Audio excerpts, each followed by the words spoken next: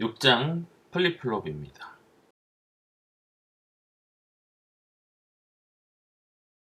디지털 시스템에서는 PCB상에 놓여있는 칩들 간에 0,1의 데이터 전송이 이루어지는데,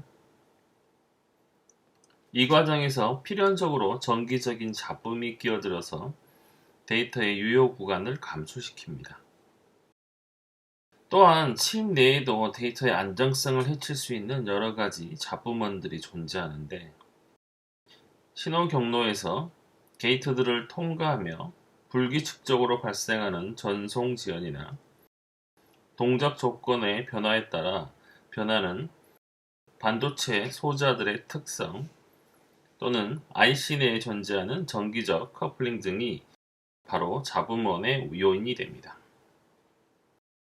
이러한 잡음들은 작은 회로 단위에서는 별로 큰 문제가 되지 않을 수 있지만, 시스템이 커지면서 점차 누적돼서 논리 오류를 일으키고 동작 속도를 저해하는 요인이 되기도 합니다. 그렇다면 이러한 잡음들로부터 어떻게 회로를 안전하게 지킬 수 있을까요?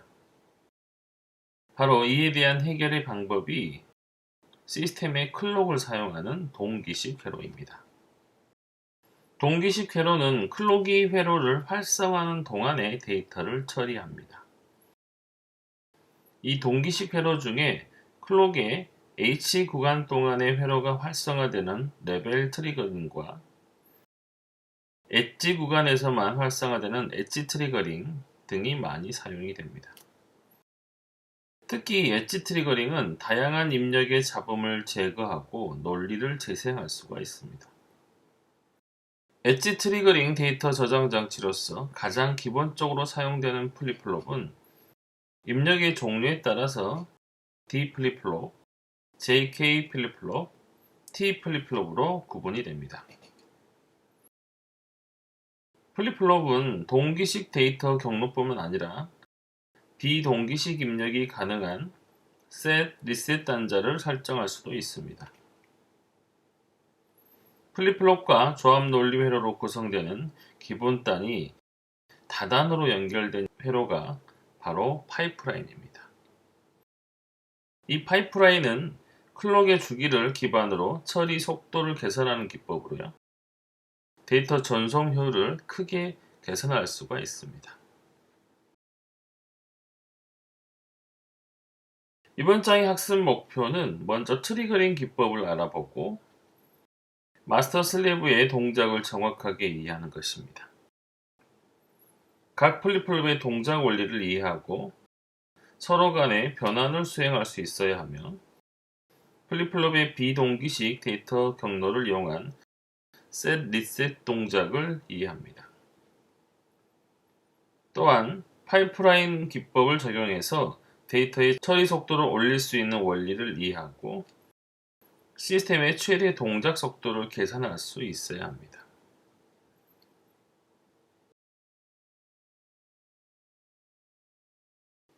신호가 전송되는 입력 데이터 구간에는 대개 잡음이 끼어 있기 마련이지만, 유효 구간 안에는 신호가 의미 있는 데이터가 되어야 하며, 이때 성공적으로 데이터를 획득해야 합니다. 우리는 유효 구간 안에서 의미 있는 데이터를 획득하는 측면에서 비동기식 및 동기식 회로를 비교해 볼 필요가 있습니다. 앞장에서 학습한 D래치 및 클록형 D래치를 살펴보겠습니다. 비동기식 D래치는 클록이 없어서 모든 구간이 유효 구간이 되기 때문에 출력이 항상 입력을 따라갑니다. 따라서 입력 데이터 D는 모든 구간에서 유효한 의미 있는 데이터여야 하고요.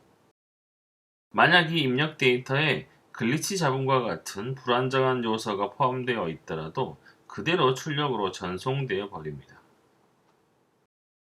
한편 클록형 D래치의 경우는 클록이 H1 구간일 때만 유효한 구간이 되고, 이때의 입력 데이터에만 의미가 있으며 회로는 입력에서 출력까지 그대로 통과되어짐을 알 수가 있습니다. 따라서 H 구간 동안 반드시 유효한 입력 데이터가 유지되어야 합니다. 반면에 클록이 L인 구간은 유효하지 않은 구간으로 입력이 차단되기 때문에 잡음이 포함되어도 관계가 없습니다. 앞에서 클록이 H인 유효 구간과 이니블 구간에서 입력에 대한 투명한 쌍안정 데이터 저장 회로를 렛치라고 정의했습니다. 이 비동기 시스템에는 클록이 없어 모든 구간이 유효 구간이 되므로 입력 데이터에 잡음이 끼어들면 문제가 됩니다. 그러나 동기식 시스템에서는 클록 상태에 따라서 유효 구간이 정해지기 때문에 매우 짧은 구간에서만 유효한 입력 데이터가 유지되어도 쌍안정 회로로 이를 처리할 수가 있습니다. 이러한 매우 짧은 유효 입력 데이터 구간을 흔히 데이터의 눈이라고 부릅니다. 보통 시스템에서는 이게 수 나노초 동안 유지가 되고요. 이러한 데이터 눈을 감지하여 데이터를 획득하는 것을 표본화라고 합니다. 이렇게 데이터를 표본화할 수 있는 쌍안정 데이터 회로를 플립플롭이라고 정의를 합니다. 잘 설계된 플립플롭일수록 더 짧은 데이터 눈을 감지할 수 있고요. 영어에서 플립은 확 뒤집어지다, 플롭은 털썩 주저앉다는 뜻으로 플립플롭은 특정 짧은 시점에 어떤 사건이 촉발되어 상태가 확 바뀐다는 것을 의미합니다. 이러한 플립플롭의 상태 변화를 일으키는 동작을 트리거링이라고 합니다. 트리거링 신호는 회로의 동작을 촉발하는 기동 신호로서 플립플롭의 상태의 변화를 일으키는 동작을 나타냅니다. 동기식 회로에서는 펄스 혹은 클록이 트리거 신호가 됩니다.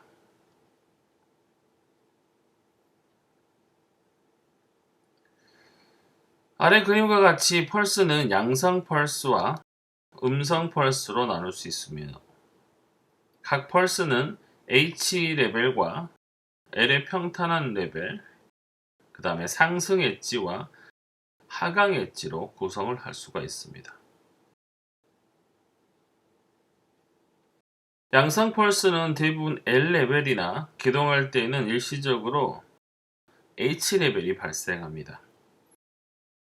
반면에 음성 펄스는 주로 H레벨을 유지하다가 기동할 때 일시적으로 L레벨이 발생을 합니다.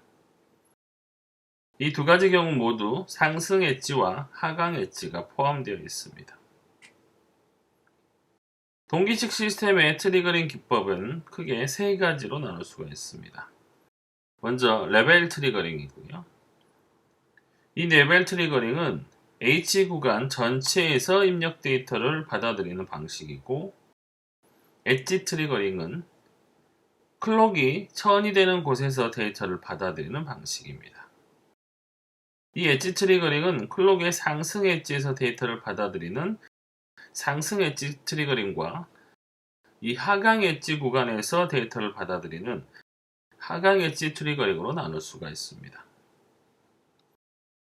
숏펄스 트리거링은 레벨 트리거링처럼 클록의 H 구간에서 데이터를 받아들이긴 하지만 클록의 H 구간 전체를 가져가는 게 아니고 H 폭을 매우 짧게 가져가서 마치 엣지 트리거링의 효과를 내는 방식입니다.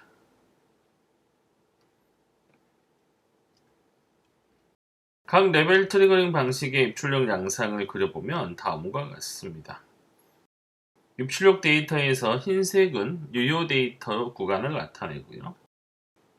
색칠한 부분은 불확실한 부분 혹은 잡음 구간을 나타냅니다. 그림 A에서 레벨 트리거링은 클록이 H인 구간에서만 들어오는 모든 신호를 입력으로 간주합니다. 따라서 이 구간에 있는 신호들이 전부 다 출력이 되고요.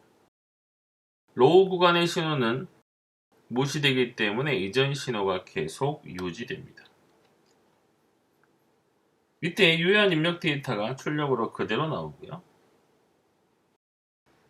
A 그림의 레벨 트리거링은 클록이 H인 구간에서 들어오는 모든 신호를 입력으로 간주하므로 이 구간에서는 입력 데이터는 유효한 상태를 유지해야 합니다. 이때 유효한 입력 데이터가 출력으로 그대로 나오고요. 반면에 클록이 L인 구간에서는 유효 구간이 아니기 때문에 입력 데이터가 새로 받아들여지지 않기 때문에 클록이 H 때 들어왔던 유효 입력 데이터가 그대로 유지됨을 알 수가 있습니다. 즉 출력은 한 주기 동안 유효한 데이터가 유지되는 방식입니다. B의 상승 엣지 트리거링은 클록의 상승 엣지 양쪽으로 입력 데이터가 어느 정도 유효하게 유지되어 있어야 합니다. 즉 유효 데이터가 일정 시간 동안 먼저 들어와서 대기하고 표본화 시점에서 클록 엣지 이후에도 어느 정도 유지를 해야 합니다. 이는 반도체 내에서 공정이나 온도, 전압의 변화에 따라서 입력된 회로가 불확실하게 동작하는 현상을 어느 정도 보완하기 위함입니다. 입력 데이터는 셋업 시간과 홀드 시간으로 나눌 수가 있습니다. 그 시간을 TS와 TH로 구별을 하고요. 이거의 합인 최소한의 유효 구간을 가져야 하며 이것이 바로 데이터의 눈이 됩니다. 출력은 클록의 상승 엣지에서 받은 유효 데이터 입력을 한 주기 동안에 유지를 하고요. 하강 엣지 트리거링의 경우는 상승 엣지 트리거링과 마찬가지로 같은 동작을 하강 엣지일 때 수행하는 것만 차이가 납니다. 숏펄스 트리거링은 앞에서 언급한 대로 엣지 트리거링과 비슷한 효과를 낼 수가 있습니다. 그러나 실제 회로에서는 펄스폭을 짧게 가져가는 데 제약이 따르고 펄스폭 자체도 공급 전압이나 동작 온도, 소자 등의 변동에 있어서 여러 가지 변수에 따라서 충분히 트리거가 되지 못해 변화될 가능성이 있으므로 엣지 트리거링만큼 안전한 방식은 아닙니다.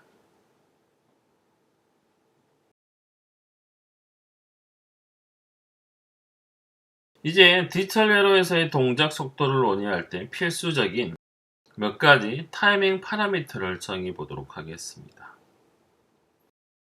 클록의 타이밍 파라미터입니다. 먼저 클록을 정의하는데 꼭 필요한 파라미터를 살펴보면 클록은 이렇게 상승 및 하강의 기울기를 갖는 사다리꼴 파형으로 단순화시킬 수가 있습니다.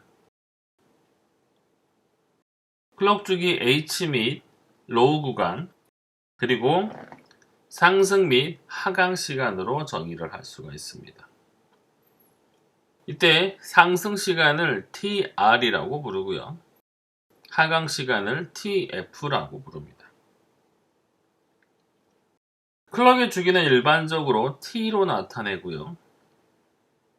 T의 역수는 클럭의 주파수가 됩니다. H 및 L 구간은 보통 평탄한 구간으로 클럭 주기의 대부분은 이 시간으로 구성이 됩니다. 클럭 파형의 10%에서 90% 구간의 상승 구간은 상승 시간 TR로 표현을 하고요. 90%에서 10%까지의 하강 구간을 하강 시간 TF로 표현합니다. 일반적으로 이 상승 시간과 이 하강 시간은 일치하지 않습니다. 이유는 이 상승 시간과 이 하강 시간은 수백 피코초에서 수나노초에 이르는 아주 짧은 시간이기 때문에 동일하게 일치할 수는 없습니다. 신호가 게이트에서 입력된 후 게이트를 통과하여 출력으로 나올 때까지 과정에서 전송 지연은 불가피합니다. 이 그림은 간단한 인버터의 전송 지연을 나타낸 것입니다. 입력 신호가 게이트를 통과하여 출력될 때 필연적으로 지연 시간이 발생하는데 이는 트랜지스터의 턴온 저항과 부하 커패시턴스에 의한 동작 지연이 발생하기 때문입니다. 이러한 지연 시간은 게이트의 부하가 일정하면 고유한 특성 값을 가지는데 이를 게이트의 전송 지연 시간이라고 부릅니다. 전송 지연 시간의 기준점은 입출력 파형의 50% 지점으로 하는 게 일반적입니다. 전송 지연은 출력 파형을 기준으로 정하며 출력이 상승하는 상승 전송 지연과 출력이 하강하는 하강 전송 지연으로 나눌 수가 있습니다.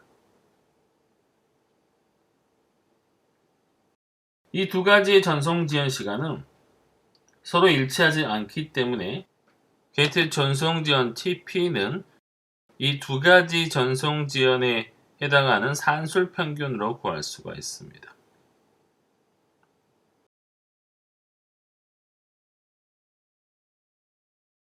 다음은 세 개의 게이트를 사용해서 단일 단자 신호인 Din을 차등 신호 Ddiff와 Ddiff 바로 변환하고자 합니다. 각각의 게이트 지연이 TD1, TD2, TD3일 때 타이밍도에서 보인 차동 출력의 지연 시간 T1, T2, T3, T4를 각각 구하는 것입니다. 자, 이 그림은 D인에서 D딥까지의 H 데이터가 흐르는 경로의 경로 지연 T1을 나타낸 것으로요. T1은 TD1과 TD3의 합으로 구할 수가 있습니다. 따라서 이렇게 정의할 수가 있고요. 로우 구간에 흐르는 경로는 아래처럼 표시를 할 수가 있습니다. 바로 TD2와 TD3 합으로 구할 수가 있고요. 따라서 T2는 TD2 플러스 TD3로 나타낼 수가 있습니다. D인에서 Ddiff 밖까지 L 데이터가 H로 흐르는 경로 지연 T4는 TD2와 같습니다. 또한 T 데이터가 L로 흐르는 경로 지연 T3는 TD1 플러스 TD3 플러스 TD2로 구할 수가 있습니다. 이 역시 둘 중에 느린 경로에 의해서 출력 Ddiff 바가 결정되기 때문에 T3는 TD1 플러스 TD3 플러스 TD2가 될 것이고요.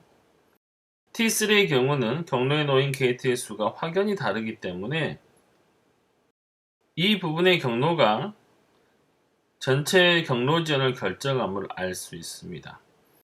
이러한 전체 지연을 결정하는 가장 느린 경로를 우리가 임계 경로라고 합니다. 여기서 임계 경로를 그려보면 이 임계 경로는 이런 식으로 경로를 타고 흐르는 경로가 되겠습니다. 보면 TD1과 TD3, TD2를 모두 경유하는 형태로 데이터가 지나가는 것이죠.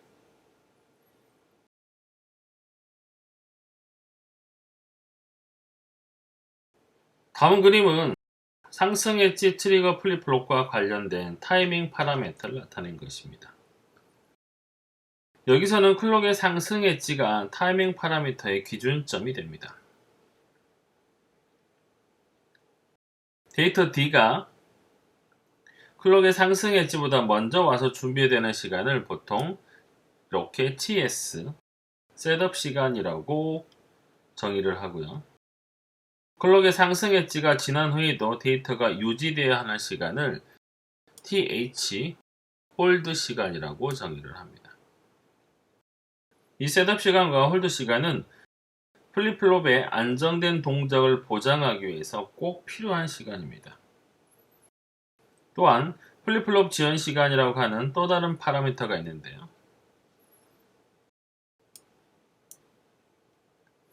이는 클럭 엣지에서 표본화된 데이터가 출력되는 데까지 걸리는 시간을 말하며 TCKQ로 표현을 합니다. 이 위의 설명을 위해서 타이밍을 간단하게 하기 위해서 TCKQ를 0으로 정의를 하겠지만 실질적으로는 타이밍을 엄밀히 따자는 경우에는 수나노초에 해당하는 플립플롭의 지연 시간을 반드시 고려해줘야 합니다. 플립플롭의 출력단까지의 지역시간 TCKQ는 짧을수록 좋습니다.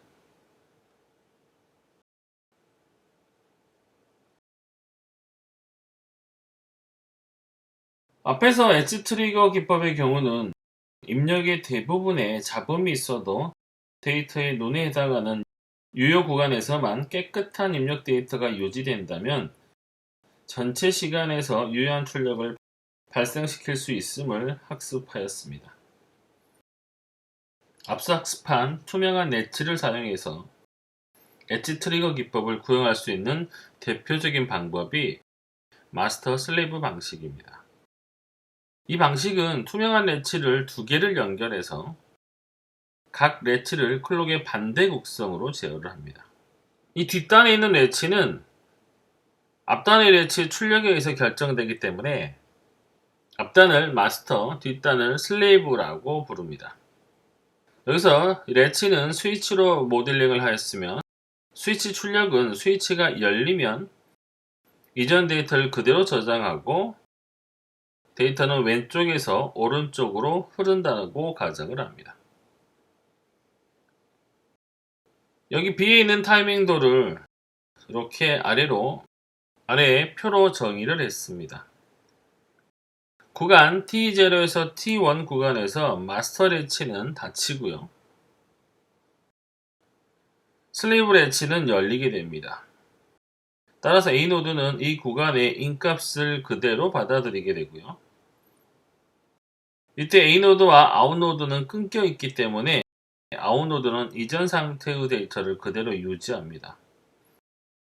나머지 구간에서는 마스터 슬레이브 렛치가 교대로 닫히고 열려서 결국 클럭의 한 주기 동안에 유효한 데이터가 출력이 됩니다. 즉 좁은 구간에서만 유효한 입력 데이터가 한 주기 동안의 유효한 출력 데이터로 바뀌게 됩니다. 두 렛치가 동시에 열리거나 닫히는 구간은 존재하지 않음을 유의해야 합니다. 결과적으로 클럭이 L일 때는 마스터에서 데이터를 받아들이고 이 구간이겠죠. 클럭이 H일 때는 슬레이브가 입력 데이터를 받아들이면서 출력하여 상승 엣지 트리거의 동작을 수행하게 됩니다. 만약에 마스터 렛치와 슬레이브 렛치의 제어 클럭 위상을 반대로 바꾸면 어떻게 될까요? 그렇게 되면 클럭이 H일 때는 마스터에서 입력 데이터로 받아들이고 클럭이 L이 될 때는 슬레이브가 입력 데이터를 받아들이면서 출력하게 되므로 이러한 마스터 슬레이브 구조는 하강 엣지 트리거링을 구현하게 됩니다. 클럭의 극성에 따라서 상승 엣지 혹은 하강 엣지로 동작을 합니다.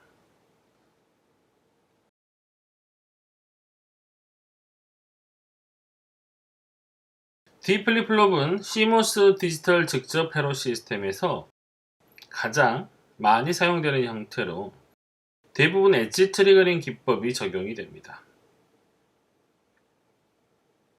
D 플립플롭에 적용되는 엣지 트리거링 기법의 동작 원리에 따라서 다음에 두 가지 형태로 나눌 수가 있습니다. 렛치 기반형은 3개의 SR 렛치를 사용해서 2개의 단으로 구성이 되고요. 앞단에 있는 앞단의 렛치는 입력 데이터 D를 S바 및 R바로 변환하고 뒷단은 데이터를 저장하는 데 사용이 됩니다. 마스터 슬래브형은 IC를 구현할 때 가장 많이 쓰이며 그 구조는 앞에서 봤던 스위칭의 개념이 포함된 마스터 슬래브 D 렛치와 같습니다. 이 그림은 대표적인 렛치 기반의 엣지 트리거 D 플립플롭입니다. 게이트 1, 2의 상위 랜드 렛치와 게이트 3, 4의 하위 랜드 렛치가 연결돼서 앞단을 구성을 하고요. 게이트 5, 6의 랜드 렛치가 바로 뒷단을 구성하게 되어 있습니다. 상위 렛치의 출력 S바는 하위 렛치 게이트 3의 입력으로 연결이 됩니다. 하위 렛치 게이트 4는 D의 입력을 받게 되고요. 엣지 트리거 동작을 이해하기 위해서는 클록의 상승 엣지 전후의 동작을 살펴봐야 합니다.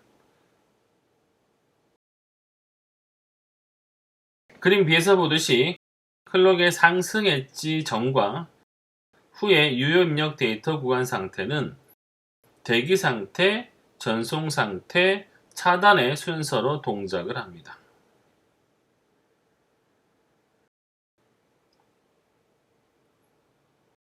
먼저 CK가 0이어서 대기 상태 동작을 보여주고 있습니다. CK가 0이 되게 되면 게이트 2, 3은 다른 입력을 차단하고 D 입력값과는 상관없이 S바와 R바에 그대로 1의 출력을 만들어냅니다. 따라서 게이트 5, 6의 뒷단 SR 렛치는 이전 데이터인 Q와 Q바를 그대로 유지하고요. 이제 데이터를 받아들일 수 있는 대기 상태가 됩니다.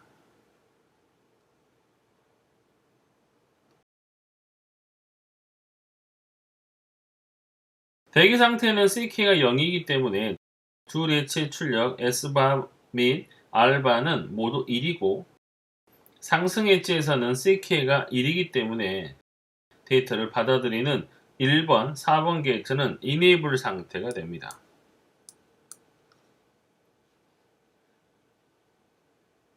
이 그림은 이 상태의 신호의 흐름을 보여주고 있습니다. D 입력은 4번 게이트에서 반전된 후 3번 게이트에서 재반전돼서 R바는 D가 출력이 되고요. 4번 게이트의 출력은 1번 및 2번 게이트를 통과해서 S바는 D바가 되게 됩니다. 따라서 뒷단의 SR 렛치에는 Q는 D가 되고 Q바는 D바가 되게 됩니다. 클록의 상승 엣지 이후에 데이터 D가 뒷단 렛치에 저장되면 이거는 홀드 시간 이후를 말하는 것이겠죠. 그때부터 데이터가 잡음이 끼어들 경우에 그 데이터를 차단할 수 있어야 합니다. 이 그림은 저장된 데이터가 0일 때의 부분 회로를 나타내고 있습니다. 3번 게이트의 출력이자 4번 게이트의 입력인 R바가 0이 되면 잡음이 낀 데이터 D가 차단이 됩니다. 아래 그림은 역시 저장된 데이터가 1일 때의 부분 회로입니다. 역시 R바가 1이 되어 입력 데이터 D가 1번 게이트의 입구까지만 가지만 S바는 0이기 때문에 잡음이 낀 데이터 D가 차단이 됩니다. 정리하면 데이터 전송 구간에는 R바가 0이면 4번 게이트에서 낀 데이터 D가 차단되고 S바가 0이면 1번 게이트에서 잡음이 낀 데이터 D가 차단되게 됩니다. 지금 여기서는 더 이상 이후 시간에 대한 내용이 나와 있지 않지만 이후 시간 이후에 셋업 홀드 시간이 존재합니다. 데이터가 R바가 D가 되고 S바가 D바가 되면 이 전송 시간 이후에는 데이터가 차단되기 때문에 홀드 시간은 데이터가 전송되는 데까지 걸리는 지연 시간이 됩니다. 따라서 데이터 전송 경로인 4번, 1번, 2번 게이트 지연 시간이 홀드 시간이 되게 됩니다.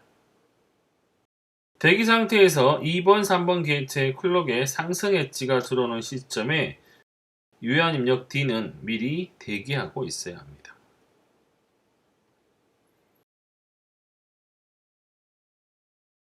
다음은 D 플립플롭의 특성표 및 특성식입니다.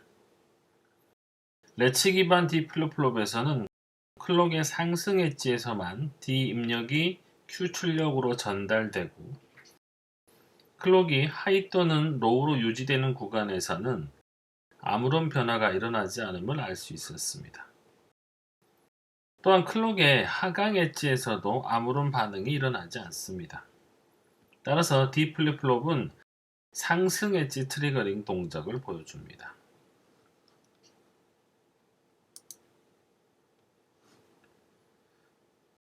다음 표 6-2는 D 플립플롭의 특성표를 보여주고 있습니다. QN+1은 N+1번째 클록에서의 출력 상태를 나타내는 것입니다. 이처럼 입력 신호 및 현재 상태에 대한 다음 상태 값을 표로 나타낸 것을 우리가 특성표라고 하고요. QN+1을 출력 함수로 생각할 때 D 플립플롭에 대한 논리식은 다음과 같습니다. QN+1은 D라고 정의할 수 있고요. 이런 식으로 다음 상태의 출력을 입력 신호 및 현 상태의 논리식으로 표현한 것을 상태식 또는 특성식이라고 합니다. D 플립플롭의 특성식을 살펴보면 출력의 다음 상태는 입력 D와 같게 됨을 알 수가 있습니다. 특성식은 해당 플립플롭의 논리 동작을 한눈에 알 수 있도록 수식으로 표현한 것이고요. 표 6-2의 특성표와 일치하게 됩니다. 아래의 타이밍도는 다음 상태가 현재 입력 D가 됨을 보여주고 있는 그림입니다.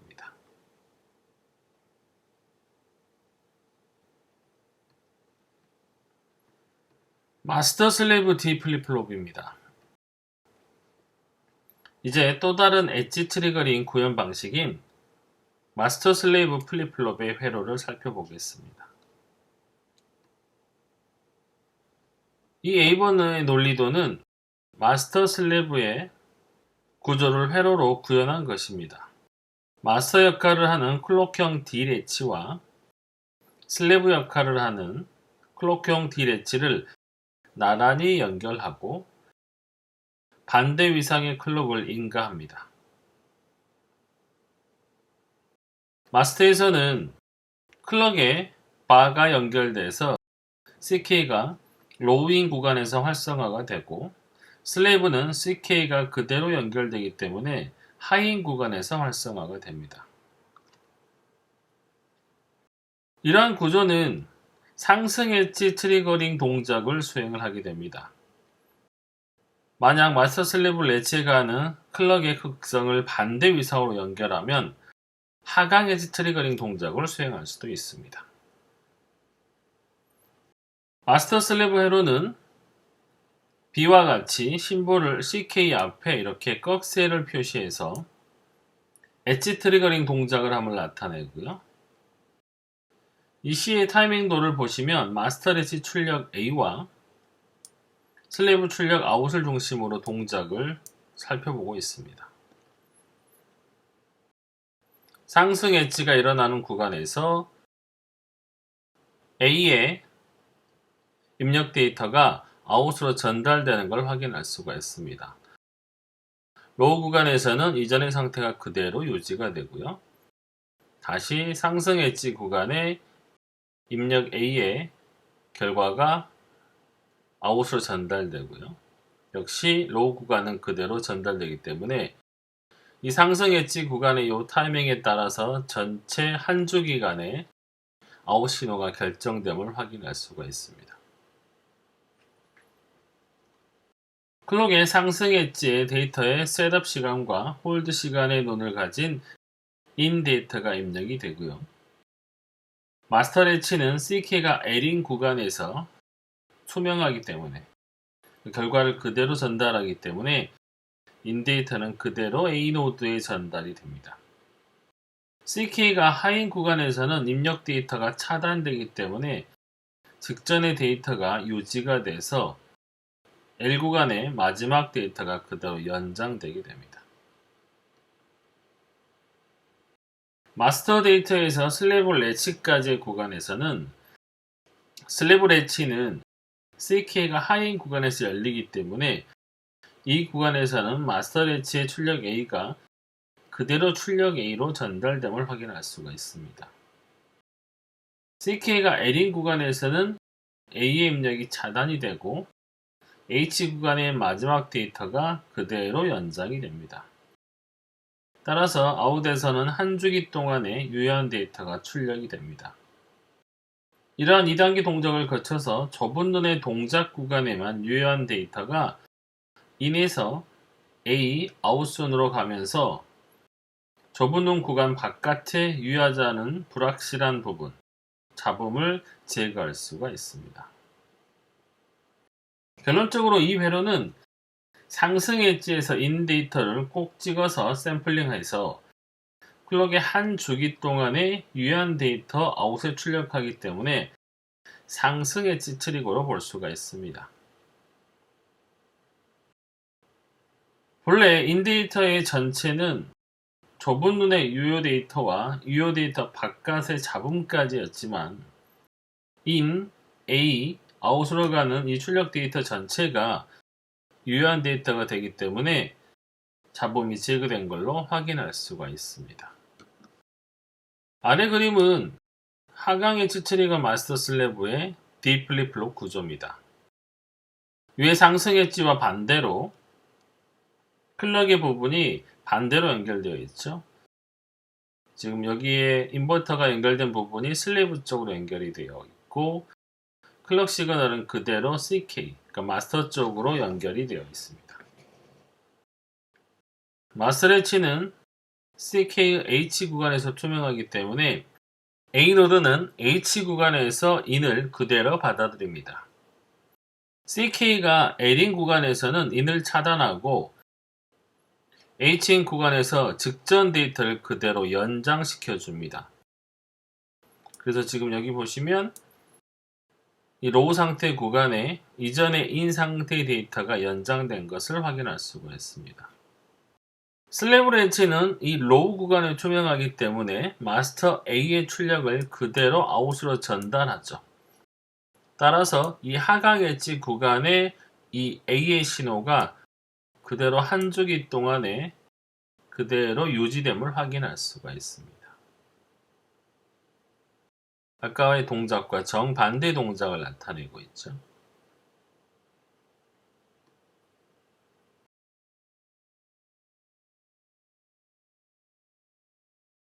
자, 예제 6.4는 3상 인버터를 이용한 마스터 슬래브 D 플립플롭의 예제입니다. 이 A 회로는 정논리 제어 3상 반전 게이트 2개의 출력이 서로 맞물려 있는 클록형 D 레치입니다. CK가 하이인 구간에서 피드백 인버터의 출력은 하이 G 상태이기 때문에 D 입력이 그대로 Q로 전달이 됩니다. 자, 이 그림은 CK가 L인 구간에서는 입력 인버터의 출력은 하이 G가 되고 피드백 인버터가 출력 인버터의 입력에 연결돼서 이전 상태를 저장하는 상태를 나타냅니다. 이 동작은 클럭형 D 레치이며 입력 인버터와 피드백 인버터는 CK의 극성에 따라서 교대로 온오프가 되므로 출력값이 충돌하는 레싱 현상이 일어나지 않습니다. 이 클럭형 D 레치를 이용해서 상승 엣지 트리거 마스터 슬래브 D 플립플롭을 설계하는 게 목표입니다.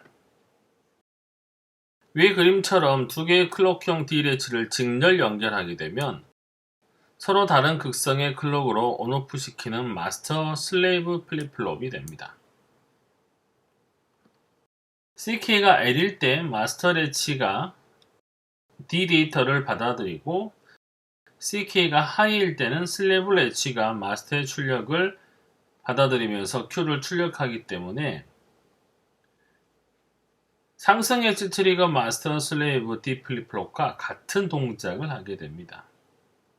이 회로는 레치 기반의 회로보다 훨씬 더 간단하게 구현할 수 있어서 수많은 플립플롭이 직접되는 IC 회로에서 많이 사용되는 회로입니다. 이것과 앞에서 봤던 이 그림을 비교해 보시면 쉽게 이해하실 수 있을 것 같습니다. 이 내부에 있는 마스터 슬래브를 지금 이렇게 인버터로 구현을 한 거라고 보시면 되겠죠.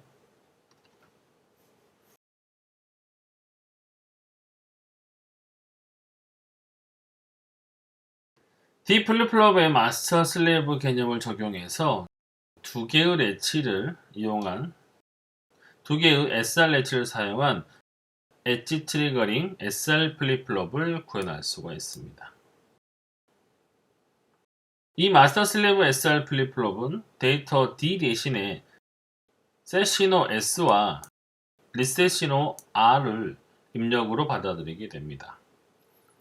앞서 설명한 것과 마찬가지로 마스터 및 슬레이브 래치에 가는 클록의 극성에 따라서 상승 엣지 혹은 하강 엣지 트리거링이 결정됩니다. 여기까지가 지금 마스터가 될 거고요. 이 뒷부분은 슬레이브가 됩니다. 가운데 있는 이 래치 부분이 SR 래치로 구성된 것이 앞선 D 플립플롭과의 차이고요. 역시 동작을 살펴보시면 상승 엣지 구간에 S 입력 신호가 셋되면 A의 신호가 출력 Q에 반영되는 걸 확인할 수가 있고요. 로우인 구간에서는 그대로 유지가 되고요. 이 리셋 신호인 R이 인가가 되게 되면 클럭의 상승 엣지 구간에 맞춰서 A의 결과가 그대로 Q에 반영돼서 리셋을 수행하는 것입니다. 클럭 신호와 S 신호 및 R 신호의 연동에 의해서 A 신호가 Q에 반영되는 것을 확인할 수가 있습니다. 따라서 정확하게 상승 엣지 트리거 마스터 슬래브 SR 플립플롭임을 확인할 수가 있죠. 1번, 4번 게이트로 이루어져 있는 마스터 래치는 CK의 L 구간에서 인버터를 거쳐서 반전된 클럭이 CKM이 1이 돼서 S와 R을 받아들입니다. 직전 L 구간에서 셋 신호 S가 H가 되는 순간에 H 활성인 마스터 출력 A는 셋이 되고요. CK가 하인 구간에서의 CKM은 0이 돼서 입력은 차단되고 출력 A는 이전 상태 신호를 그대로 유지하게 됩니다. 한번 셋이 된 마스터 래치 상태는 T가 C인 직전 L 구간에서 리셋 신호가 들어올 때까지 변하지 않습니다. 5번에서 8번에 이르는 게이트로 구성되는 슬래브 래치는 T = A인 이전 L 구간에서는 이전 데이터를 유지하다가 CK의 하이 구간에서 이 CKS가 1이 돼서 마스터 출력 A와 A 바를 받아들이고요. Q는 A가 되게 됩니다. CK의 L 구간에서는 이 CKS가 0이므로 입력은 차단되고 출력 Q는 이전 상태를 그대로 유지합니다. T = C인 직후 CK의 하이 구간에서 리셋 신호 A 바가 하이이면 출력 Q는 리셋이 되게 됩니다. D 플립플롭의 경우와 마찬가지로 마스터 및 슬래브 래치에 가는 CK 특성을 반대로 연결하게 되면 당연히 하강 엣지 트리거의 동작을 구현할 수가 있습니다. 그러니까 여기 있는 인버터를 이쪽 부분에 연결하게 되면 하강 엣지 트리거가 된다는 것을 확인할 수가 있겠죠. 이렇게 그림으로 표시가 되어 있습니다. 이렇게 인가가 되면 아까와 반대의 동작을 하게 되죠. 이렇게 하강 엣지 트리거일 때 신호가 A의 신호가 Q에 이렇게 셋되고 리셋됨을 확인할 수가 있습니다.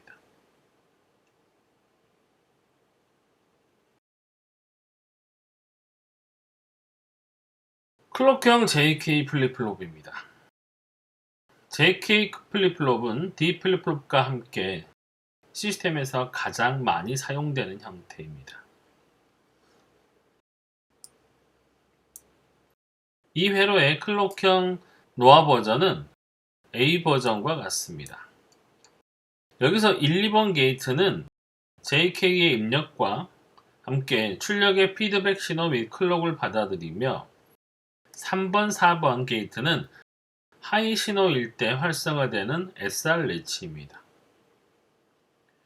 이 JK 플립플롭은 그림 5-22의 노아형 SR 레치의 업그레이드형이라고 할 수가 있습니다. JK 플립플롭에서는 노아형 SR 레치에 피드백선이 2개가 추가되었기 때문에 S 및 R 입력이 모두 1이 되는 경우가 발생하지 않습니다. 즉, 금지에 해당하는 출력을 피할 수 있다는 뜻이고요. 출력이 입력으로 피드백된다는 것은 다음 출력이 이전 출력 상태에 따라서 달라질 수 있음을 나타내고 있습니다. B번의 그림은 이것을 심볼로 표시한 예가 되고요. 이 JK 플립플롭은 여기 클럭 부분이 이렇게 표시가 되어 있지 않기 때문에 엣지 트리거링이 아님을 알 수가 있습니다. JK 플립플롭을 SR 레치와 비교해 보면 여기는 이 J는 S의 대응이 되고요. 결국 셋이 된다는 뜻이겠죠. 그 다음에 여기는 K는 R의 대응이 됩니다. 리셋을 의미하는 것이고요. 신호의 흐름을 살펴보면 입력 J를 신호의 흐름에 따라서 Q까지 진행을 해보면 2, 4, 3을 거쳐서 Q로 진행을 합니다. 따라서 여기서 2번의 반전이 일어납니다. J와 Q는 같은 극성을 나타내고요. 또한 입력 K를 신호의 흐름에 따라서 Q까지 진행을 해보면 13 게이트를 거치면서 한 번의 반전이 일어나기 때문에 K와 Q는 반대 극성이 됩니다. 클럭 입력이 제공되므로 입력 J와 K 및 출력 Q와 Q반은 시스템의 클럭의 동기화가 되고요. 숏펄스 트리거링으로 동작을 합니다. 오른쪽에 있는 심볼을 보시면 모든 입력 신호에 바가 없기 때문에 하이 잔업 레벨에 의해서 활성화가 됨을 의미하고요. 또 꺽쇠가 없기 때문에 엣지 트리거링이 아니라고 얘기를 했습니다.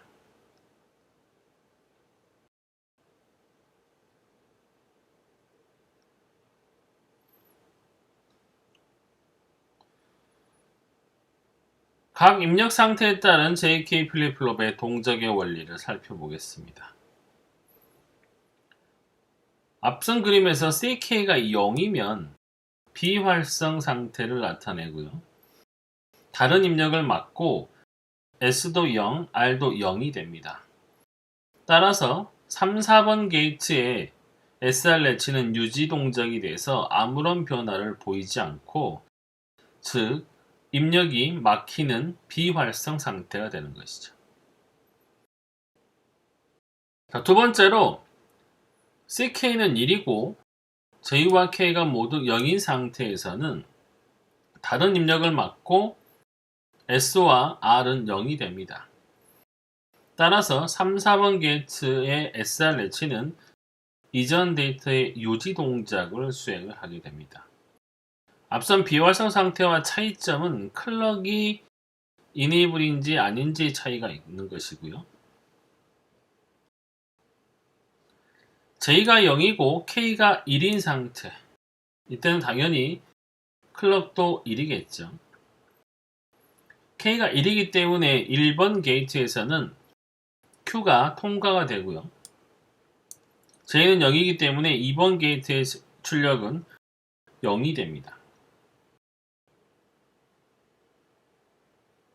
즉 R equal Q이고 S는 0이 되는 상태이죠.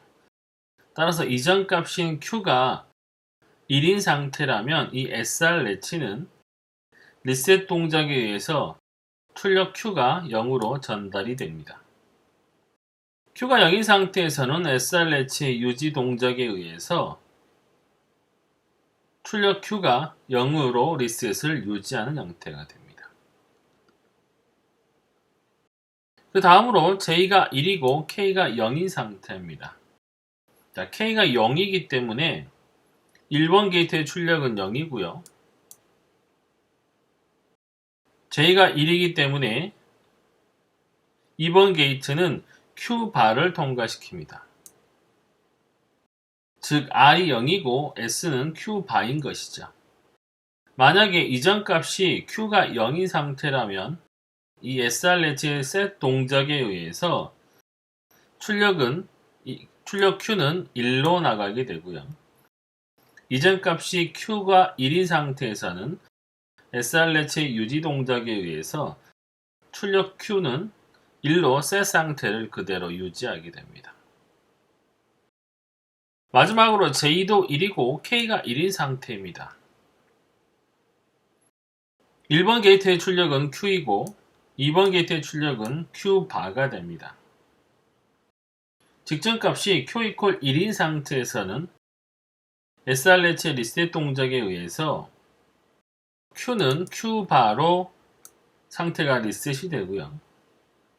Q가 만약에 0인 상태라면 SR 레치의 셋 동작에 의해서 출력 Q는 1로 셋이 되는 것입니다. 즉, 앞선 상태의 값을 서로 바꾸는 토글링 동작을 수행을 하게 됩니다.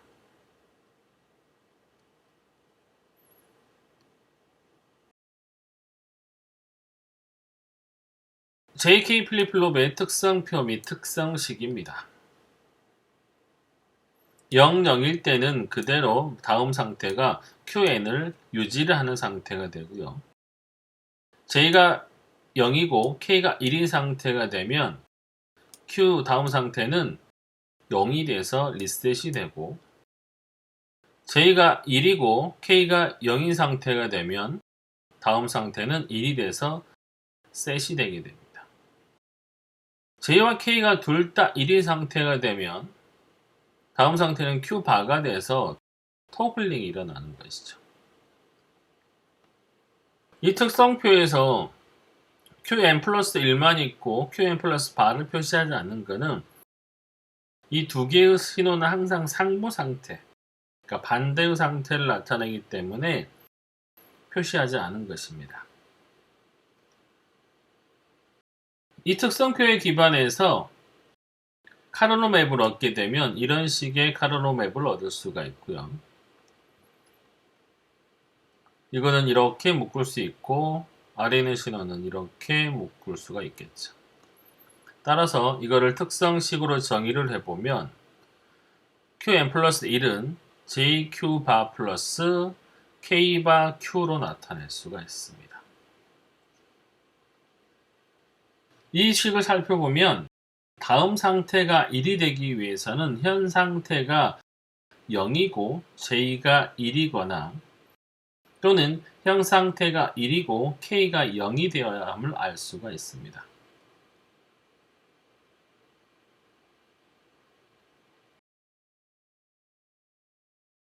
다음은 랜드 기반 JK 플립플롭입니다. 앞선 로아레치 부분을 랜드 버전으로 바꾸면 이렇게 랜드 기반의 JK 플립플롭을 만들 수 있습니다. 잘 보시면 J와 K의 위치가 서로 바뀌었고요. J에서 Q로 가는 신호 흐름을 따라가 보면 1번, 3번을 거쳐서 가기 때문에 두 번의 반전이 일어납니다. 따라서 J와 Q는 같은 극성임을 알 수가 있고요. K 흐름을 따라가 보면 2, 4, 3번 게이트를 거쳐서 나가기 때문에 세 번의 반전이 일어나서 K와 Q는 서로 다른 극성임을 알 수가 있습니다. 위에서 언급한 클록형 JK 플립플롭 회로들은 그대로 쓰기에는 몇 가지 문제점이 있습니다. 모든 JK 플립플롭은 J 및 K가 모두 하이 레벨에 있을 때에는 클럭이 들어올 때마다 토글링하는 특성이 있습니다. 즉 원래 상태와 관계없이 상태가 바뀌는 것이죠. 만약 J와 K가 1인체로 계속 클럭이 하이 상태를 유지하게 되면 플립플롭은 아래 그림과 같이 클럭이 H인 구간에서 계속 토글링해서 발진을 할 것입니다. 이러한 구조에서는 클럭이 다음 주기에서 H면 플립플롭의 출력은 또다시 발진을 합니다. 이 발진 파형의 폭은 입력에서 출력에 이르는 두 낸드 게이트 전송 지연과 같습니다. 따라서 토글링의 동작이 연속적으로 일어나지 않고 한 번만 일어나도록 클럭의 H 구간을 짧게 해야 합니다. 즉 클럭의 펄스 폭은 플립플롭을 관통하는 전송 지연보다 반드시 짧아야 한다는 명확한 제약이 가해지는 것입니다. 그러나 실제로는 플립플롭의 전송 지연보다 더 짧은 펄스를 만들기도 어려울 뿐 아니라 만들었다 하더라도 여러 가지 환경적인 요인으로 인해서 펄스의 폭의 변동이 심하고 파형이 워낙 짧아서 시스템 내에서 사라져버릴 우려가 있습니다. 그래서 이러한 문제점을 개선하기 위해서 마스터 슬래브의 원리를 활용해서 펄스 폭의 제약을 없앨 수가 있습니다. 다음 전에서 이를 살펴보도록 하겠습니다.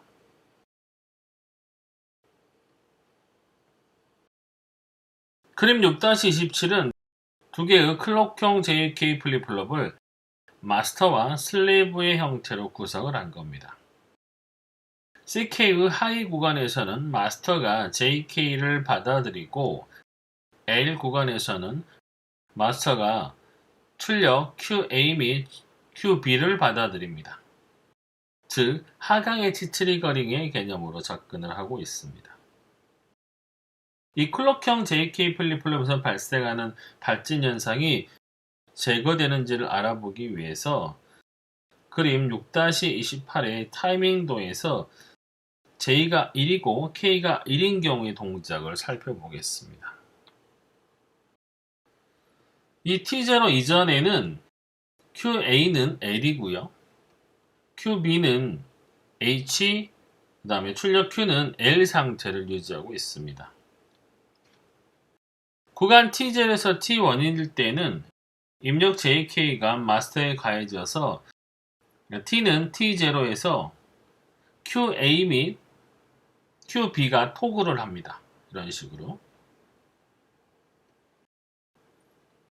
이때 슬래브는 마스터로부터 분리되어 있기 때문에 QA는 아무런 변화가 없습니다. 구간 T1과 T2 사이를 보시면 마스터가 입력으로부터 분리되기 때문에 T1의 상태에서는 데이터를 그대로 유지하고 슬레이브는 마스터의 데이터를 받아들여 T=T1에서 토글링을 합니다. 자, 여기 지금 이렇게 토글이 되었죠. 구간 T2에서 T3는 마스터가 입력에 연결돼서 토글링이 되고요.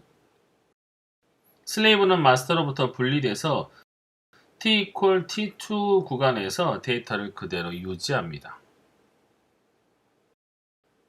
데이터가 유지가 되는 구간이고요. 자, 이러한 방식으로 출력 Q가 클럭의 하강 엣지에서 매번 토글링 하는 걸 볼 수가 있습니다. 여기서 보시면 클럭의 하강 엣지 구간에 다시 한번 토글이 일어나고요. 여기도 지금 하강 엣지 구간에 다시 한번 토글이 일어남을 확인할 수 있습니다. 결국 클럭형 JK 플립플롭에서 보이는 발진 현상은 나타나지 않습니다. 다음은 원캐칭 오류입니다. 자, 그림 6-29의 타이밍도에서 하강 엣지가 일어나는 T1 구간하고 그 다음에 T3 구간을 살펴보시면 J도 0이고 K도 0인 상태입니다. 두 상태 모두. 그 다음에 T5의 경우는 J는 0이고 K는 1인 상태이죠. 여기가 이제 1입니다. 나머지는 모두 0이었고요. 자, T2 구간 이후에 지금 여기 글리치가 발생함을 확인할 수가 있습니다. 이와 같이 클록의 CK의 하이 구간에서 J 혹은 K의 H 글리치 잡음이 존재할 수 있습니다. 이 글리치는 오류의 원인이 될 수가 있고요. 이 글리치 동작에 따라서 이렇게 오류 구간이 발생할 수가 있습니다. T2 이후에 지금 이 글리치 잡음이 지금 보면 밑에 아래 QA의 신호를 셋시킨 걸 확인할 수가 있습니다. 이런 마스터의 잘못된 셋은 다시 T4 상태에서 여기죠. 리셋 명령으로 되돌아올 때까지 유지가 되고요. 따라서 클럭이 L이 되는 T3 상태에서 슬래브가 마스터 데이터를 받아들여 셋이 되는 오류가 발생을 합니다. 이 부분이 되겠죠. 슬래브는 T5에서 마스터의 리셋 상태를 받아들여서 함께 리셋을 하고요. 결국 J 혹은 K에서 H 글리치로 인한 이러한 오류 가능성이 발생하는 것입니다. 그 결과 마스터 슬래브 D 플립플롭에서와 같은 잡음 제거 기능은 발휘되지 못하고 즉 제대로 된 엣지 트리거링 동작이 수행되지 않음을 알 수가 있어요. 이러한 현상이 발생하는 근본적인 이유는 마스터가 입력과 연결되어 있을 때 발생한 잘못된 셋 동작이 리셋 명령이 들어오기 전까지 수정되지 않았기 때문입니다. 이러한 오류를 원캐칭 현상이라고 하고요. 여기서 우리는 똑같은 두 개의 엣지를 나열하는 마스터 슬래브 구조가 항상 엣지 트리거링을 구현할 수 있는 것은 아니란 걸 알 수가 있습니다. 진정한 엣지 트리거 JK 플립플롭은 이러한 원캐칭 오류를 극복한 회로가 될 것이고요. 그러한 내용은 이 책의 범위를 벗어나기 때문에 여기서는 설명하지 않고 넘어가겠습니다. 실제로 사용되는 대부분의 JK 플립플롭은 엣지 트리거 JK 플립플롭입니다.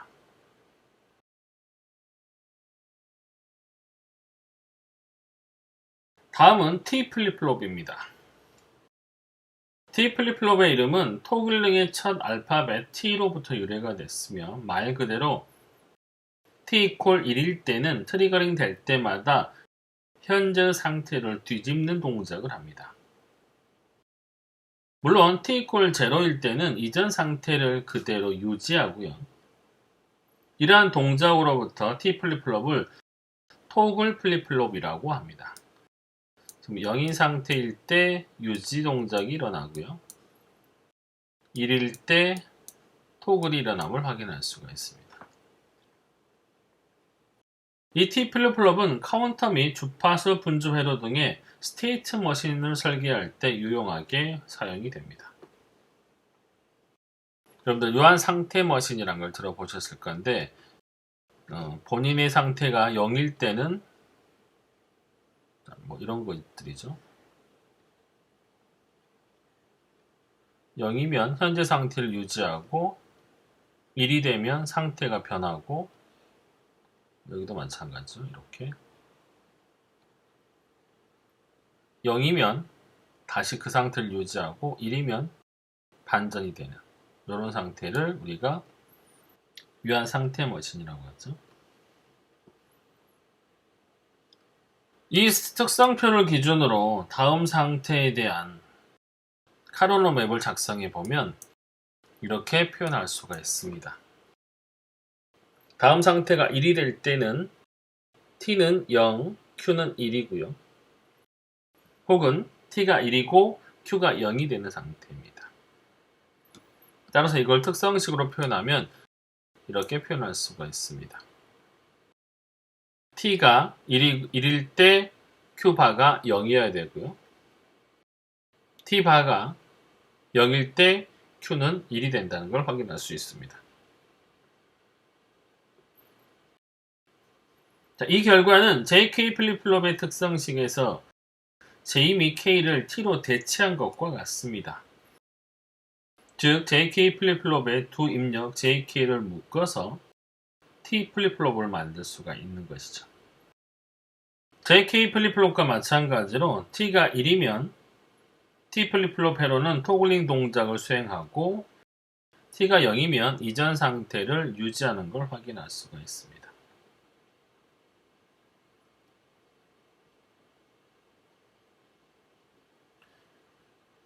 다음은 JK를 묶어서 T로 대체한 논리 회로와 심볼을 나타내고 있습니다.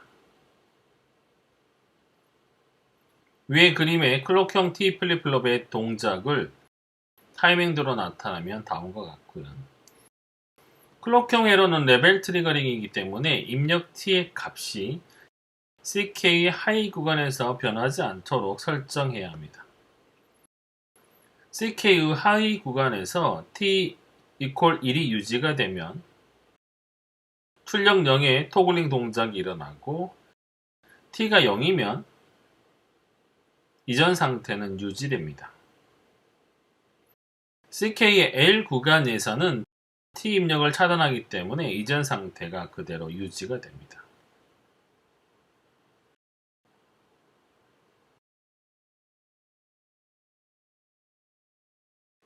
이제 6-5는 D 플립플롭을 이용한 엣지 트리거 T 플립플롭입니다. 다음과 같이 D 플립플롭의 출력을 피드백에서 동작시키는 과정을 살펴봅니다. 다음 상태 D는 Q와 같은 상태이면 유지가 되는 것이고요. 다음 상태의 T가 Q바와 같게 되면 토글링을 하는 상태입니다. 따라서 이거는 T와 Q를 익스클루시브 OR을 하게 되면 구현을 할 수가 있습니다. 원래의 특성식인 D 플립플롭의 특성식을 만들어낼 수가 있는 것이죠.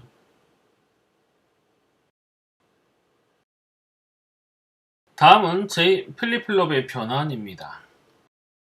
각각의 플립플롭을 사용해서 JK 플립플롭을 구현하는 것입니다.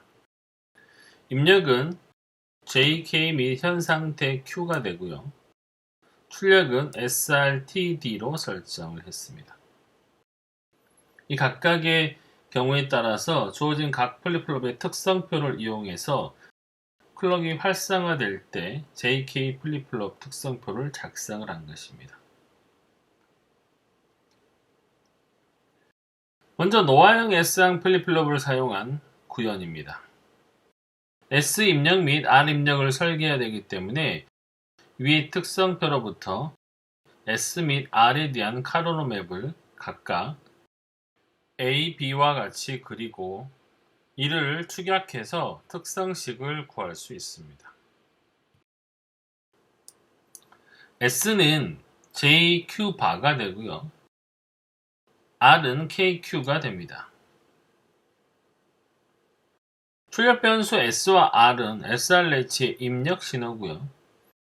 이 특성식을 이용해서 논리 회로를 구현하면 오른쪽과 같이 구현을 할 수가 있습니다. 그래서 클럭은 생략된 것이고요.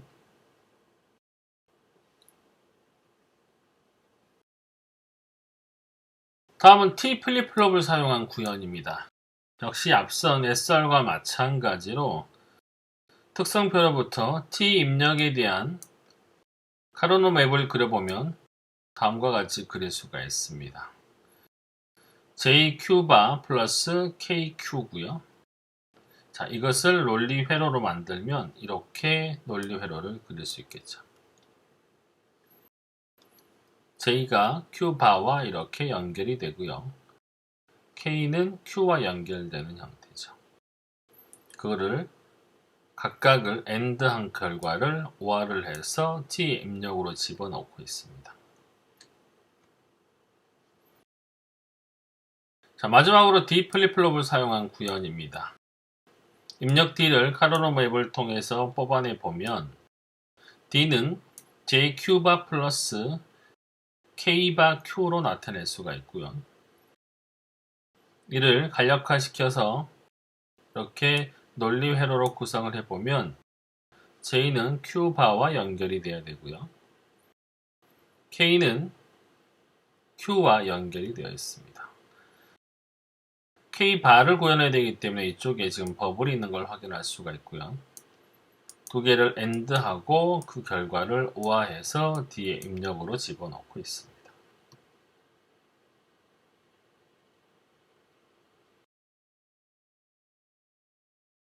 6.5절 비동기 입력입니다. 플립플롭에서는 데이터가 클록에 동기화돼서 입력되는 동기 경로뿐만 아니라 클록과 상관없이 데이터가 입력되는 비동기 경로가 필요할 경우가 있습니다. 예를 들어서 전원을 막 켰을 때 아무런 초기 조건을 설정하지 않으면 플립플롭의 초기 값이 원하지 않는 값으로 저장되어 회로가 오작동하는 경우가 많습니다. 이런 상태를 역시 플로팅 상태로 볼 수 있고요. 이때는 클록이 안정화가 되어 있지 않기 때문에 동기 경로가 동작하지 않기 때문에 플립플롭을 초기화하는 좋은 방법으로 비동기 경로를 통해 set 또는 reset을 시키는 것입니다. 플립플롭에는 많은 경우 다음의 두 가지 목적으로 비동기 리셋 단자 및 set 단자를 두고 있습니다. 바로 첫 번째는 초기화 동작입니다.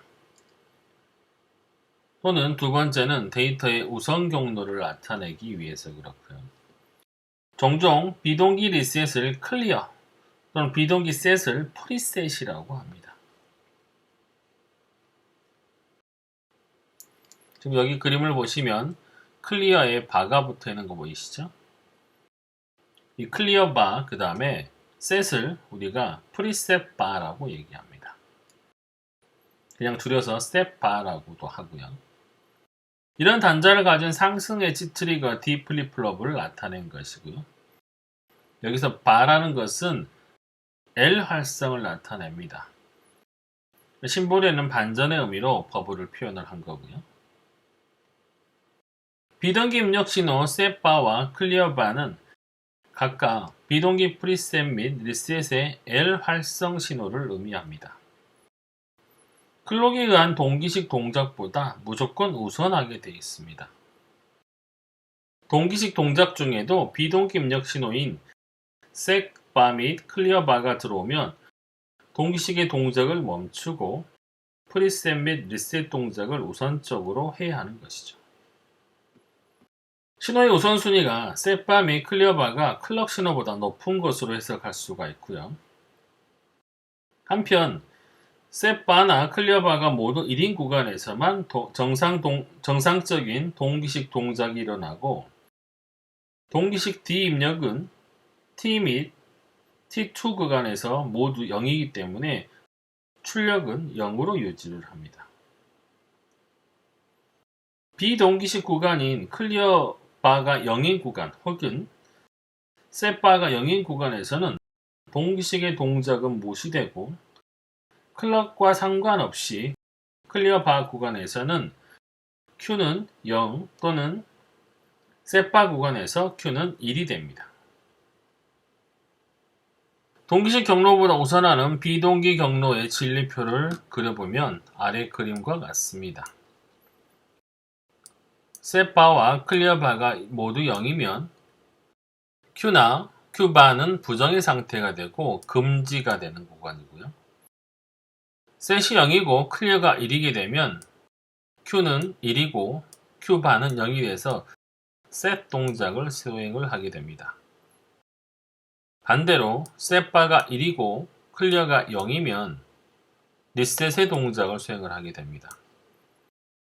둘 다 만약에 1인 상태이면 비동기식 동작을 멈추고 동기식으로 동작을 하게 되는 것입니다. 셋바가 1이고 클리어 바가 0인 상태에서는 Q가 0인 상태, 그러니까 리셋 상태임을 나타내고요. 반대로 여기서는 지금 셋 바가 0이고 클리어 바가 1인 상태이기 때문에 Q가 1인 상태로 셋되는 걸 확인할 수가 있죠. 지금 T0와 T3 구간의 상태를 보시면 정확하게 이해가 되실 겁니다.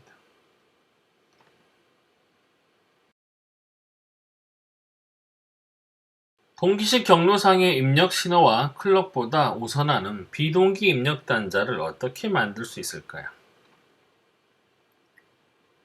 이 물음에 답하기 위해서는 셋바가 있는 클럭형 D레치를 한번 살펴보겠습니다. 원리도를 보시면 이 셋바가 이렇게 비동기식 D레치로 완성이 되어 있고요. 기존의 아래 2번과 3번이 AND2였는데 AND3 형태로 바뀌었습니다. 셋바가 1인 경우는 NAND 게이트에 아무런 영향을 미치지 못하기 때문에 그냥 일반적인 클럭형 D레치로 동작을 하고요.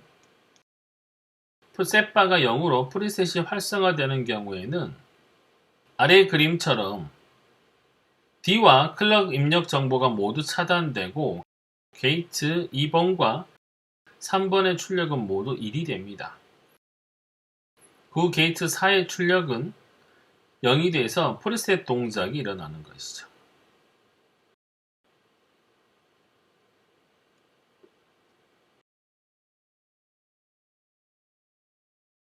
그림 6-40은 비동기 입력 단자의 응용 예를 보여주고 있습니다. 디지털 칩 내에 존재하는 모든 플립플롭의 상태는 처음 전원을 켰을 때와 같은 원하는 데이터로 초기화할 필요가 있습니다. 칩 안에 파워업, 그러니까 전원을 켜는 장치를 말하죠. 이 파워업 회로는 외부 전원의 상승을 감지해서 단 한 번의 파워 펄스를 발생시킵니다. 이러한 파워업 신호로 플립플롭을 초기화시킬 때는 그림 6-40A와 같이 비동기식 경로를 사용을 합니다. 초기화 과정이 끝나고 정상적인 동작 중에도 이 동기식 경로보다 우선해서 셋 또는 리셋하고 싶을 때는 이 그림 B와 같이 비동기 셋 리셋 경로를 통해서 플립플롭의 데이터를 초기화시킵니다. 즉, 비동기식 경로는 동기식 경로보다 더 직접적이고 빠른 데이터 경로가 됩니다.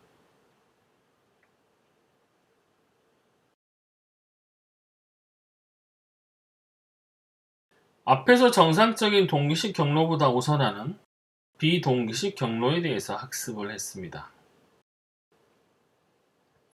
이번에는 동기식 동작에서 클럭을 무력화시키는 방안에 대해서 생각을 해보겠습니다. 클럭을 무력화시킨다는 것은 클럭에 의한 이벤트가 발생했음에도 불구하고 플립플롭을 변함없이 이전 상태를 유지하도록 하는 것을 말합니다. 이를 가능하게 하기 위해서는 두 가지 방법이 있습니다. 먼저 클럭의 직접 게이팅 또는 데이터 게이팅입니다. 이 부분은 클럭을 간접 게이팅 한다고 볼 수가 있고요. 이 게이팅이라고 하는 단어는 제어 신호에 의한 신호의 전송을 의미하므로 신호의 활성화를 제어하는 이네이블 신호, 즉 EN 신호가 추가로 필요합니다. 보통 많은 IC 칩들이 바로 이 이네이블 신호에 의해서 동작을 하고 안 하고를 결정할 수가 있습니다. 자, 왼쪽에 있는 그림은 직접 게이팅의 그림입니다. EN이 제어하는 AND 게이트를 이용해서 CK를 직접 게이팅하는 방식이고요. 그러나 이 방식은 약간의 문제점이 있습니다. 동기식 디지털 시스템에서는 모든 회로들이 시스템 클럭에 동기화돼서 움직이는데 클럭을 이네이블로 직접 게이팅하게 되면 EN이 1인 구간에서는 AND 게이트의 지연 시간만큼 클록 자체가 지연돼서 CK에 유입이 됩니다. 따라서 다른 플립플롭에 비해서 이 회로는 CK의 지연 시간만큼 늦어진 시점에서 동작한다는 게 문제가 되고요. 또한 EN 신호도 CK와 같은 역할을 하는 것이기 때문에 EN의 불안정한 동작은 곧 CK의 단자에 전달돼서 오류를 발생할 수도 있습니다. 따라서 보통 간접 게이팅 방법을 사용을 하는데요. 이 오른쪽 그림은 데이터 게이팅을 보여주고 있습니다. 간접적으로 클럭을 게이팅하는 효과를 나타내는 것이고요. EN이 0인 구간에서는 멀티플렉서의 0이 입력 단자에 연결된 Q가 통과해서 D에 입력을 가해지므로 다음 출력은 현재의 출력과 같아져서 유지 동작이 이루어집니다. 즉 입력 데이터 in을 멀티플렉서에서 차단을 하기 때문에 CK를 무력시킨 것과 동일한 효과를 얻을 수가 있습니다. 한편 EN이 1이 되게 되면 멀티플렉스의 1이 입력 단자에 연결된 in 데이터가 D 입력에 가해져서 D 플립플롭은 정상적으로 동작을 합니다. 이때 이 in 신호가 다음은 파이프라인입니다. 지금까지 클럭을 사용하는 동기식 회로에는 입력 신호에 섞여 있는 잡음을 제거하거나 리셋하는 기능이 있음을 학습했습니다. 이 절에서는 동기식 회로의 또 다른 주요 이점인 고속 동작 개념에 대해서 학습하고자 합니다. 동기식 디지털 시스템에서는 데이터의 처리 효율을 높이기 위해서 파이프라인이라고 하는 매우 중요한 기법을 활용을 합니다. 이 파이프라인은 하나의 작업이 수행이 끝나기 전에 다른 작업을 시작하는 방법이고요. 이 용어는 그림 6-42에서 보듯이 파이프의 한쪽 끝에 어떤 물질을 밀어넣어서 다른 쪽 끝으로 나오게 하는 형태에서 유래되었습니다. 이렇게 세 개의 파이프를 연결한 파이프라인에 의해서 각각의 파이프는 구분되는 어떤 작업의 처리 단위를 나타냅니다. 입력 데이터가 파이프를 통해 흘러 들어가게 되면 어느 순간 각각의 파이프 안에 있는 서로 다른 데이터 처리 단계에 놓인 여러 개의 데이터가 혼재할 수가 있습니다. 예를 들어서 어떤 데이터가 수행 단계에 있는 동안에 다른 한 데이터는 해독 중일 수도 있고 또 다른 데이터는 인출 중일 수도 있습니다. 즉, 각각의 파이프는 들어오는 데이터를 쉴 새 없이 처리하는 것이죠. 이것은 우리가 보통 전자계산기 구조에서 명령어 실행 사이클에 해당한다고 보시면 됩니다. 우리 명령어 실행 사이클을 보시면 첫 번째 패치 동작이 일어나죠. 패치라는 것은 명령어를 꺼내오는 것이고요. 그 다음에 두 번째는 명령어를 해석하는 디코드 단계, 그 다음에 세 번째는 명령어를 실행하는 execute 단계, 그 다음에 네 번째는 데이터를 저장하는 save 단계, 이렇게 나누죠. 이거 역시 순차적인 데이터의 흐름을 가져가는 것이기 때문에 일종의 파이프라인으로 볼 수가 있습니다. 이러한 시스템에서는 전체 파이프 속도는 같을지라도 이렇게 여러 개의 데이터가 한꺼번에 처리가 되기 때문에 전체 데이터 처리량이 파이프 한 개를 사용하는 경우에 비해서 훨씬 더 증가할 수가 있습니다. 만약에 이렇게 세 개의 파이프를 사용한다면 보통 한 개를 사용하는 경우에 비해서 3배의 빠른 속도를 낼 수가 있다고 볼 수가 있고요. 즉 파이프라인 기법은 여러 개의 작업을 동시에 수행하는 동시 처리 기법이라고 할 수가 있습니다. 우리가 일상생활에서 이해할 수 있는 이 파이프라인 기법은 자동차 생산 공장의 자동차 제작 과정을 보시면 쉽게 이해가 되실 겁니다. 이 자동차 한 대를 만드는 데는 보통 수십일이 걸립니다. 하지만 자동차 생산 공장에서는 몇 분에 한 대씩 자동차가 끊임없이 완성이 되죠. 물론 최초의 자동차가 출하되기까지는 수십일의 시간이 소요되지만 그럼에도 이 짧은 시간 간격으로 완성된 자동차를 끊임없이 생산할 수 있는 이유는 각 공정을 잘게 쪼개서 동시 처리하기 때문이죠. 학교에서도 이와 비슷한 시스템을 생각해 볼 수가 있습니다. 공대에서 신입생을 받아서 엔지니어를 양성하는 데 보통 4년이 걸린다고 했을 때 이 학교에선 이걸 각 학년이라는 파이프라인을 통해서 매년 유능한 엔지니어를 졸업시킬 수가 있습니다. 물론 최초의 졸업을 하는 데는 4년이 소요가 되겠죠.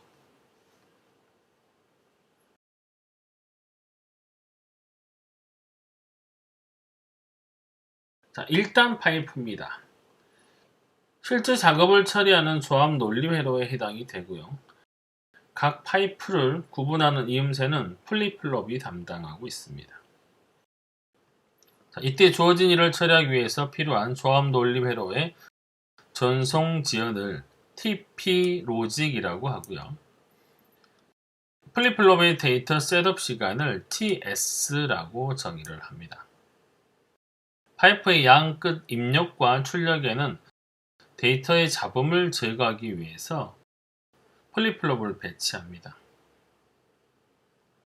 아래 타이밍도를 보시면 T1에서 첫 데이터 D2이 상승 엣지 트리거 D 플립플롭에 입력되는 경우를 가정하고 있습니다. D1은 A 노드의 T1 클록 엣지에서 출력돼서 파이프를 거치면서 TP 로직만큼 지연돼서 B에 나타나게 됩니다. 지금 여기가 TP 로직이고요. 여기가 지금 TS입니다. 이만큼의 지연 시간 이후에 데이터가 나타나고요. 출력 플립플롭이 이 데이터를 표본화하기 위해서는 셋업 시간 TS가 보장되어야 하기 때문에 T2에서 표본화를 샘플링할 수가 있습니다. 즉 B노드에서의 D1 데이터는 T2보다 TS만큼 앞서 있어야 하고요. 이 플립플롭의 표본화 과정을 거쳐서 T2에서 첫 데이터 T1이 처리가 되고 이 처리된 결과가 Dout에 나타납니다. 이제 이 타이밍도의 클럭 주기 T를 주목해 봅니다. TP 로직 및 TS는 이 회로들의 고유한 특성이기 때문에 클럭의 동적 주파수와 상관없이 일정한 값을 갖습니다. 이 값들보다 훨씬 긴 주기의 느린 클럭을 사용한다면 TS보다 훨씬 더 긴 셋업 시간이 보장되기 때문에 회로의 동작에는 아무런 문제가 없을 겁니다. 이제 이 클럭 주기를 점점 짧게 가져가 봅니다. 클럭 주기가 조합 논리 회로의 지연 시간 TP 로직과 T 셋업 시간의 합보다 더 짧아진다고 하면 셋업 시간의 부족으로 출력 플립플롭이 D1 데이터를 표본하는 데 실패할 수도 있습니다.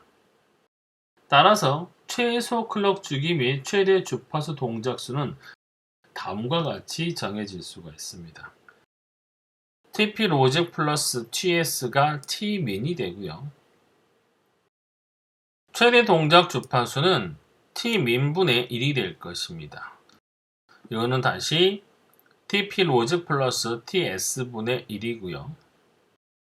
이거는 TP 로직 플러스 1과 거의 근사하게 됩니다.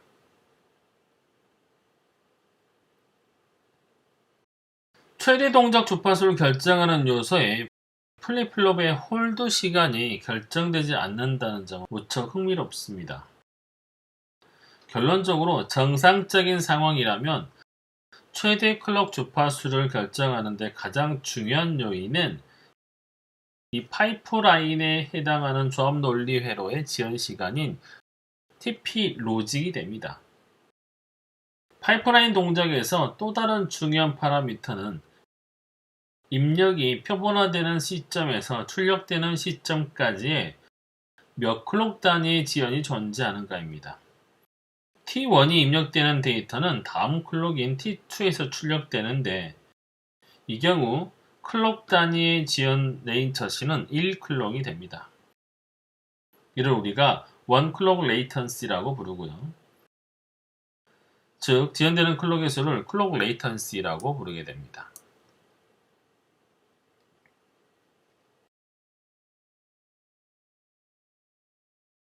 만약 플립플롭 자체의 지연 시간인 TCKQ를 고려하면 아까 그 식은 이렇게 바꿀 수 있습니다. T민은 TCKQ 플러스 TP로직 플러스 TS고요. 최대 동작 주파수 Fmax는 T민분의 1이고 이거는 다시 TKQ 플러스 TP로직 플러스 TS분의 1입니다. 여기서 TS는 아주 미미해서 제거가 가능하고 이는 TP로직분의 1로 근사를 할 수가 있습니다.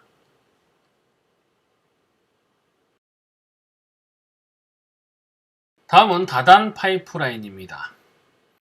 이제 한 개의 파이프라인을 거쳐서 더 많은 작은 파이프로 분할하는 경우를 살펴보는 것이죠.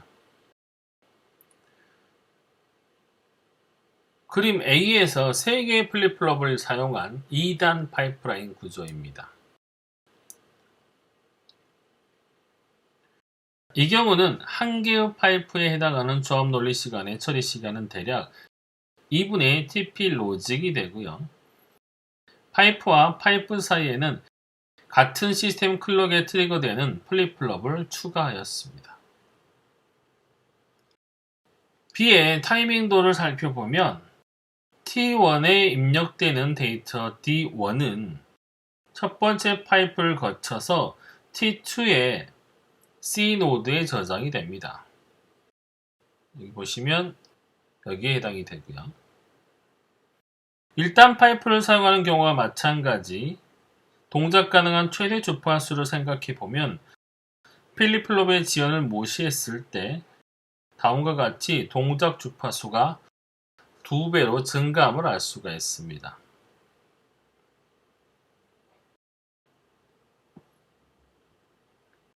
결국 데이터의 처리 속도를 2배 증가시키는 것이고요.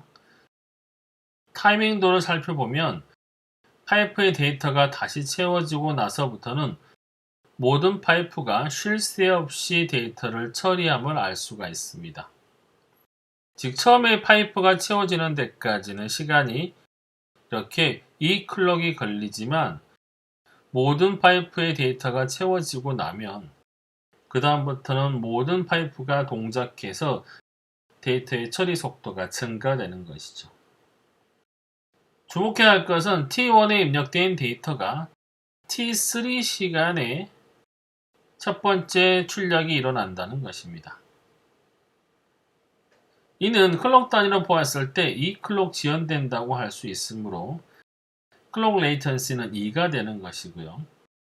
이러한 방법으로 파이프의 개수를 계속 늘리면 데이터의 처리 속도는 점점 빨라지고 클럭의 레이턴시는 점점 늘어나게 됩니다. 사실 신호 경로를 살펴보면 파이프의 개수가 많을수록 데이터 경로상에 포함되는 플립플롭의 개수가 많아지기 때문에 비동기 전송 지연은 더 길어집니다. 결국 첫 번째 데이터가 나오는 시간은 더 늦어질 수밖에 없겠죠. 그렇지만 일단 파이프가 다 차서 출력이 나오기 시작하면 파이프의 개수가 많을수록 데이터의 처리 속도는 훨씬 빨라집니다. 이 점이 파이프라인 기법이 최대 강점이며 파이프라인 기법이 컴퓨터에서의 데이터 처리 및 전송, 고속 데이터 변환 회로 등에 광범위하게 사용되는 이유이기도 합니다.